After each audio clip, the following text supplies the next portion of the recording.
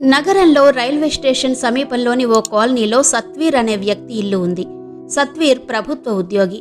అతను చాలా డబ్బు సంపాదిస్తాడు. కానీ అతను ఇప్పటికీ చాలా నిరాశకు గురవుతూనే ఉన్నాడు. సత్వీర్ భార్య పేరు సుమన్. వీళ్ల వివాహం జరిగి దాదాపు 12 ఏళ్లు గడిచాయి. 12 ఏళ్లు గడుస్తున్నా ఆయనకు సంతానం లేకపోవడంతో పదే పదే ఇబ్బంది పడుతున్నారు. భార్యాభర్తలిద్దరూ వైద్యుల వద్దకు వెళ్లి టెస్టులు కూడా చేయించుకున్నారు. కానీ తమలో ఎలాంటి లోపం కూడా లేదు అన్న విషయాన్ని తెలుసుకున్నారు వారు. కానీ వారికి సంతానం ఎందుకు కలగడం లేదో తెలియకుండా పోయింది. ఎవరైనా ఎక్కడికైనా వెళ్లమని చెప్తే అక్కడికి పిల్లల కోసం వెళ్తూనే ఉన్నారు. పిల్లలు పుడతారేమో అన్న ఆశతో 12 ఏళ్ల వైవాహిక జీవితం తర్వాత సత్వీర్, సుమన్ ఒక సాయంత్రం ఒక నిర్ణయం తీసుకుంటారు. ఇప్పుడు వారు ఒక బిడ్డను దత్తత తీసుకుని తమ ఇంట్లో తమ బిడ్డగా పెంచుకోవాలని అనుకుంటూ ఉంటారు. అతను ఇంతకుముందు చాలాసార్లు ఈ నిర్ణయం తీసుకున్నారు. కానీ సత్వీర్ ఈ నిర్ణయాన్ని పదే పదే మార్చుకునేవాడు. కానీ ఈసారి ఆయన ఆ విషయాన్ని ఖరారు చేశారు. ఎలాగైనా బిడ్డను దత్తత తీసుకోవాలని ఫిక్స్ అయిపోయారు. ఆ తర్వాత హాయిగా నిద్రపోయారు. ఇక రెండో రోజు తెల్లవారుజామున 7 గంటల సమయంలో అకస్మాత్తుగా ఇంటి డోర్ బెల్ మోగింది. ఈ కంఠస్వరం వినగానే సుమన్ లేచి తలుపు తెరిచి చూడగా 12 ఏళ్ల ఆమె పరిస్థితి చాలా విషమంగా ఉంది. చాలా రోజులుగా ఆహారం తీసుకోలేదన్న విషయం ఆమె ముఖం చూస్తే తెలుస్తోంది. ఇంకా షాకింగ్ విషయం ఏంటంటే 12 ఏళ్ల ఆ అబ్బాయి ఒడిలో 5 నెలల బాబు ఉన్నాడు. ఆ బాబు పరిస్థితి కూడా చాలా దారుణంగా ఉందని తెలుస్తోంది. ఆ తర్వాత సుమన్ ఆ 12 ఏళ్ల చిన్నారిని నువ్వెవరూ ఇక్కడికి ఎందుకొచ్చావని అడుగుతుంది. అప్పుడు అతను ఒక విషయం చెప్పాడు. ఇది విన్న సుమన్ కళ్లలో నీళ్లు తిరిగాయి. నిజానికి ఆ 12 ఏళ్ల పిల్లాడు, ఆంటీ మీకు బిడ్డ కావాలంటే ఇతను నా చిన్న తమ్ముడు, మీరు తీసుకుంటారా అని అడిగాడు. అది విన్న సుమన్ కళ్లలో నీళ్లు తిరిగాయి. ఆ తర్వాత సత్వీర్ని అక్కడికి పిలిచింది. సత్వీర్ కూడా వచ్చి మొత్తం సీన్ చూసి షాక్ అవుతాడు. ఆ చిన్నారి మాటలు విన్నాడు. ఈ పిల్లాడిని ఇవ్వాలనుకుంటున్నావా అని అతను కుతూహలంగా అడిగాడు. ఆ పిల్లవాడు తన సోదరుడిని ఇవ్వాలనుకుంటున్నట్టు చెప్పింది. తనకు బాగా ఆకలిగా ఉందని, చాలాసేపు ఏడ్చి కానీ ఇప్పుడు అలసిపోయి నిద్రపోతున్నాడని చెప్పాడు. మీరు తీసుకోండి, కనీసం కడుపు నిండగా భోజనం దొరుకుతుందిగా అన్నది. ఈ విషయం విన్న భార్యాభర్తలిద్దరూ ఆశ్చర్యపోతారు. ఆ తర్వాత సత్వీర్, సుమన్ మొదట ఆ 2 పిల్లలకు చెబుతారు. దాంతో వాళ్లను తమ ఇంట్లోకి తీసుకెళ్లి హాయిగా కూర్చోబెట్టి అక్కడ ఉన్న బిడ్డకు పాలు పెట్టే ఏర్పాటు చేస్తారు. చిన్న బిడ్డకు పాలు, పెద్ద బిడ్డకు ముందుగా ఆహారం ఇస్తారు. ఆ తర్వాత సత్వీర్, సుమన్ ఇద్దరూ ఆ పెద్ద పిల్లాడి దగ్గర కూర్చుని నీ తల్లిదండ్రులు ఎక్కడున్నారు అని ఆరా తీయడం మొదలు పెడతారు. మీ తమ్ముడికి అంత ఆకలి వేస్తే మీ అమ్మ పాలు తాగించాలి కదా అన్నది. కానీ అప్పుడు మా అమ్మ ఈ లోకాన్ని విడిచి వెళ్ళిపోయిందాంటీ అని చెప్పింది. మీ నాన్న ఎక్కడున్నాడు అని అడిగారు. మా నాన్న వల్లనే నేనిలా వచ్చేశాను అని చెప్పింది. నిజానికి మా నాన్న ఎక్కువగా మద్యం సేవించేవాడు. మద్యం వల్ల తల్లిని అస్సలు పట్టించుకునేవాడు కాదు. అందుకే తల్లి ఆరోగ్యం మరింత దిగజారింది. ఎందుకో మా అమ్మ నాకు సపోర్ట్ చేస్తూ తన జీవితాన్ని నా కోసమే త్యాగం చేసింది.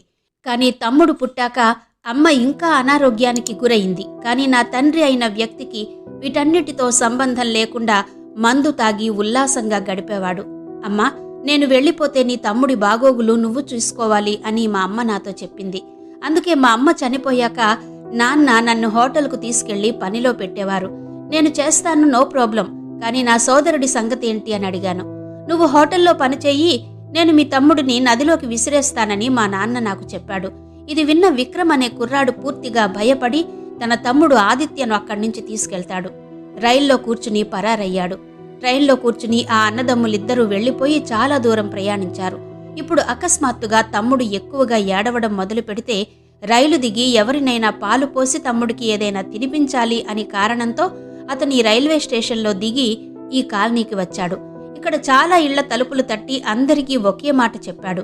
ఆంటీ, నీకు సంతానం కావాలంటే తన తమ్ముడిని తీసుకోమని చెప్తూ వచ్చాడు. అతను నా తమ్ముడు, మీరు తీసేసుకోండి అని చాలా మందిని అడిగాను. కానీ ఆ కుర్రాడిని ఎవరూ పట్టించుకోలేదని ఈ ఇంటికి కూడా అలాగే వచ్చినట్టు చెప్పాడు. ఇది విన్న సత్వీర్, సుమన్ కన్నీళ్లు పెట్టుకోవడం మొదలుపెట్టారు. ఎందుకంటే పిల్లలిద్దరి కథ చాలా విచారకరంగా ఉంది. ఆ తర్వాత ఆ 2 పిల్లలను చూడగానే తన భర్తకు, చూడు, ఏదేమైనా ఈ బిడ్డను దత్తత తీసుకోబోతున్నాము. ఇద్దరినీ ఉంచుకోవాలా లేదా ఏదైనా సమస్య వస్తుందా అని అడిగింది. ఏ సమస్య రాదు, నువ్వు కంగారు పడకు, వాటిని నేను చూసుకుంటాను. ఎప్పుడేం జరుగుతుందో మనకు తెలీదు. ఈ నిరుపేద పిల్లాడిని మన దగ్గరే ఉంచుకుని వారికి మంచి ఆహారం ఎందుకు పెట్టకూడదు? కానీ అంతకంటే ముందు ఈ పిల్లవాడు తిరస్కరిస్తున్నాడా అని అడగాలి. ఆ తర్వాత భార్యాభర్తలిద్దరూ ఒకరితో ఒకరు మాట్లాడుకుని మళ్లీ అబ్బాయి విక్రమ్ దగ్గరకు వచ్చి, బాబూ, నువ్వు చెప్పేది నిజమైతే నువ్వు మాతోనే ఉండు, మిమ్మల్ని మా పిల్లల్లా చూసుకుంటాం. ఇప్పుడు ఈ మాట విన్న విక్రమ్ కాస్త సంకోచించినా మనల్ని ఎందుకు ఇంట్లో ఉంచుకుంటున్నారు అనే ప్రశ్న కూడా అతని మనసులో మెదులుతోంది. వాటి వల్ల మనకు కలిగే ప్రయోజనం ఏంటి? అందుకని, ఆంటీ, నువ్వు నా తమ్ముడిని ఉంచుకోండి, నేను నా సమయాన్ని మా నాన్న దగ్గరకు వెళ్లి అక్కడ హోటల్లో పనిచేస్తూ కాలం గడుపుతాను అని చెప్పాడు. కాని అప్పుడు సత్వీర్, సుమన్, బాబూ, అలా కాదు, నిజానికి మాకు పిల్లల్లేరు, అందుకే ఓ బిడ్డను దత్తత తీసుకోవాలని నిర్ణయించుకున్నాం. జీవితాంతం మాతోనే ఉండి చదువుకుని మంచి వ్యక్తిగా ఎదగాలనుకుంటే మీ ఇద్దరినీ కలిపి మేమే పెంచుకుంటాం, మీకు ఎలాంటి సమస్య ఉండదు అని చెప్పారు. దీని తర్వాత విక్రమ్ తన సోదరుడితో పాటు తాను కూడా అక్కడే ఉంటానని చెప్పేసరికి ఇద్దరూ సంతోషిస్తారు. ఆ పిల్లలను తీసుకుని దత్తతకు సంబంధించిన వ్యవహారం ఫైనల్ చేసుకుంటారు. ఇక ఆ పిల్లల రాకతో భార్యాభర్తలిద్దరూ ఎంతో సంతోషించారు. ఇప్పుడు ఆ పిల్లవాడిని చూసుకుంటూ సుమన్ సంతోషంగా ఉండేది.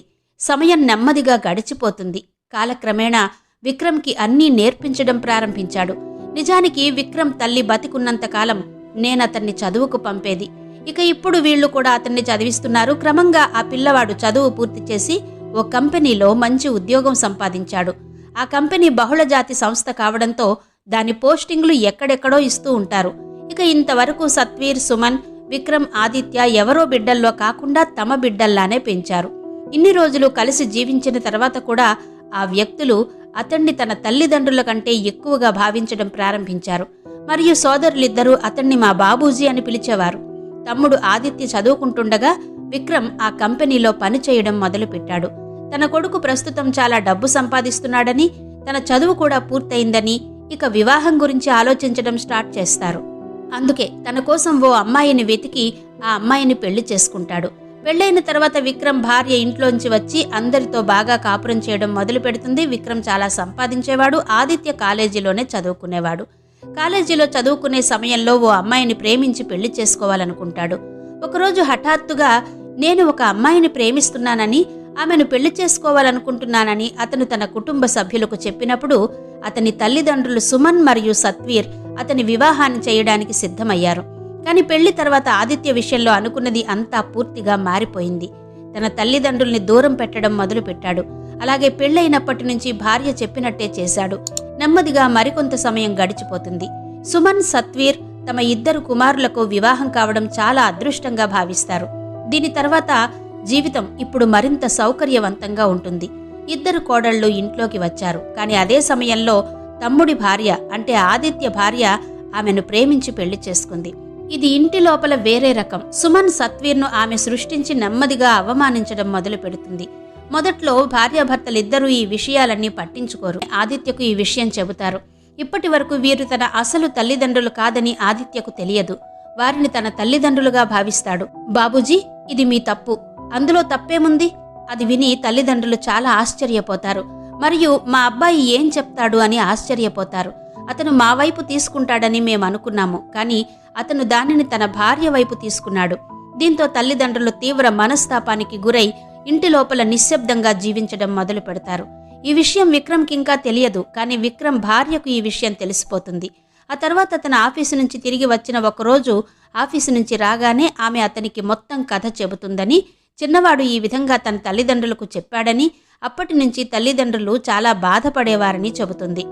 విక్రమ్ అంటే ఏంటో విని ఆ వ్యక్తుల పరిస్థితి ఏంటో, వారు మమ్మల్ని ఎందుకు పెంచారో పూర్తి నిజం తెలుసు కాబట్టి అతని శరీరం మంటల్లో చిక్కుకుంటుంది. తర్వాత అతను దీని గురించి తన తమ్ముడితో గొడవ పడడం ప్రారంభిస్తాడు. కానీ అప్పుడు జో అతని తమ్ముడు ఆదిత్య అందుకు భిన్నంగా ఆమెతో ప్రేమలో పడి అది నా భార్య తప్పు కాదని చెబుతాడు. ఇదంతా మా బాబ్జీ తప్పు కాబట్టి దాని గురించి చెప్పే హక్కు ఆమెకు లేదు. పెద్ద శబ్దాలు విని కుటుంబ సభ్యులంతా అక్కడ గుమిగూడారు. అదే సమయంలో సుమన్, సత్వీర్ కూడా అక్కడికొచ్చారు. అతను తన పెద్ద కుమారుడు విక్రమ్ను ఆపడానికి ప్రయత్నిస్తాడు. తమ్ముడిని చెంపదెబ్బ కొట్టినట్టే ఆ తర్వాత తమ్ముడు ఉన్నాడు.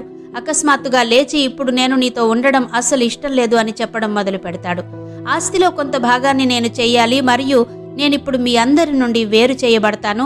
ఇది విన్న విక్రమ్ కళ్లలో నీళ్లు తిరిగాయి. అతనికి మరింత కోపం వస్తుంది. అతను మళ్లీ తన తమ్ముడి వైపు వెళతాడు. కానీ సత్వీర్ మరియు సుమన్ అతన్ని అక్కడే ఆపుతారు.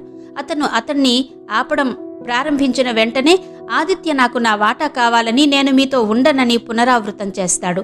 దీని తర్వాత విక్రమ్ ఏం జరుగుతుందో తెలియదు. భావోద్వేగాలపై నియంత్రణ కోల్పోయి తమ్ముడిపై కేకలు వేస్తూ అసలు నిజం చెబుతాడు. ఇది వారి బాల్యంలో జరిగింది మరియు ఈ తల్లిదండ్రులు వారిని ఎంతో ప్రేమతో పెంచారు. వీరు తమ నిజమైన తల్లిదండ్రులు కాదనే విషయాన్ని నేటికి వారు గ్రహించలేకపోయారు. ఇది విన్న సుమన్, సత్వీర్ తమ చిన్న కొడుకు ముందు నిజం బయటకు రానివ్వకూడదని కొంచెం బాధపడతారు. ఎందుకంటే ఆ పిల్లలు తమ ఇంటికి వచ్చారు కాబట్టి వాళ్ళు చాలా మంది ఉంటారు. కానీ విక్రమ్ వారి పట్ల వేరే విధమైన భక్తిని చూపిస్తాడు మరియు ఈ కారణంగానే మేము దాని నిజమైన తల్లిదండ్రులు కాదు అని వారు అనుకుంటారు. ఎందుకంటే పండుగలలో విక్రమ్కు 12 ఏళ్లు, తమ్ముడికి 5 నెలలు. ఇదంతా తెలుసుకున్న ఆదిత్య ఆ తర్వాత తమ్ముడితో, అన్నయ్య ఎందుకు అబద్ధం చెబుతున్నావు అని అడుగుతాడు. కానీ అప్పుడు విక్రమ్ ఇది నిజమేనని, మేము సోసో జాగా నివాసితులమని చెబుతాడు. కానీ ఆదిత్య ఇప్పటికీ నమ్మడు. ఆ తర్వాత అదే నిజమైతే మా తండ్రి బ్రతికే ఉంటాడు లేదా ఎక్కడో ఒక చోట రుజువు దొరుకుతుంది అంటాడు. రుజువులు చూడకుండా నమ్మలేకపోతున్నాను. ఈ రహస్యం తమకు కూడా ఇంకా తెలియకపోవడంతో కోడళ్ళిద్దరూ కూడా ఈ విషయం విని ఆశ్చర్యపోయారు. అయితే ఈ రోజు ఈ సీక్రెట్ అందరి ముందు రివీల్ అయింది. ఆ తర్వాత తమ్ముడు ఆదిత్య ఈ సీక్రెట్లోకి వెళ్లాలనుకుంటాడు. కొడుకు లేడు, పర్వాలేదు అని పేరెంట్స్ చాలా చెప్పేవారు. కానీ ఈ విషయం ఆదిత్య మనసులో ముద్రపడింది. ఈ సమయంలో గొడవంతా సద్దుమణిగింది. కానీ ఆ తర్వాత ఏం జరుగుతుంది? ఆదిత్య తన ఇంటి పూర్తి చిరునామా కావాలని అన్నయ్యను అడిగి తన బాల్యం గడిపిన ప్రదేశానికి వెళ్తాడు. అక్కడికి వెళ్లిన తర్వాత ఇద్దరు పిల్లలు ఎలా ఉన్నారని తమ్ముడు చెప్పిన కథ వినిపిస్తారు. తల్లి చనిపోయాక తండ్రి మద్యం సేవించి ఓ రోజు హఠాత్తుగా కనిపించకుండా పోయాడు. ఈ కథ విన్న తర్వాత అతను పూర్తిగా నమ్మి ఆ తర్వాత అక్కడి నుంచి తిరిగి వచ్చి తన తల్లిదండ్రులకు క్షమాపణలు చెప్పి, ఆ రోజు సోదరుడు చెప్పినవన్నీ నిజం కాబట్టి దేవుడి కంటే ఈ తల్లిదండ్రులు నాకు ముఖ్యమని తన భార్యకు స్పష్టమైన ఆదేశాలిస్తాడు. దీని తర్వాత కోడళ్ళు మరియు ఇద్దరు కుమారులు ఇంట్లో హాయిగా జీవించడం ప్రారంభిస్తారు మరియు ప్రతి ఒక్కరి జీవితం సంతోషంగా జీవించడం ప్రారంభిస్తుంది. సో ఫ్రెండ్స్, ఇది నేటి చిన్న కథ. మీకు నచ్చిన విధంగా కమెంట్ సెక్షన్లో చెప్పండి. వీడియోని లైక్ చేసి ఛానల్ని సబ్స్క్రైబ్ చేసుకోండి.